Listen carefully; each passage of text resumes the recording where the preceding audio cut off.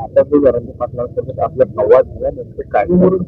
आता जे अपहरण करून खून करण्यात आला, ही जी घटना घडली, अपहरण करून खून करण्यात आला, ही जी घटना घडली, या घटनेवरून जो गुन्हा दाखल करण्यात आलेला आहे, 2 आरोपी अटक आहेत.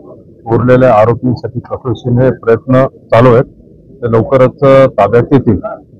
आणि संक्षिप्तपणे सांगायचं म्हटलं तर याला काही गावकऱ्यांनी, काही पोलीस अधिकारी, PSI त्यांच्यावर काही आरोप केले होते. थोडंसं आम्ही थोडक्यात कालात चौकशी केली, त्यांना सस्पेंड करण्यात आलेलं. इकडचे जे PI आहेत त्या PIंची इन्क्वायरी करून रिपोर्ट पाठवणार आहोत आणि बाकीचे CID चौकशी, स्पेशल पब्लिक प्रॉसिक्युटर नेमणे या मान्य केलेल्या आहेत. आणि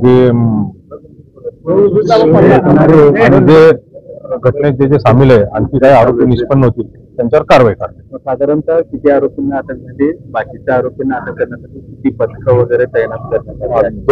दोन आरोपींना अटक करण्यात आलेली. जे काही महत्वाचे आरोपी आहेत त्यांच्यासाठी 2 पथकं रवाना झालेली.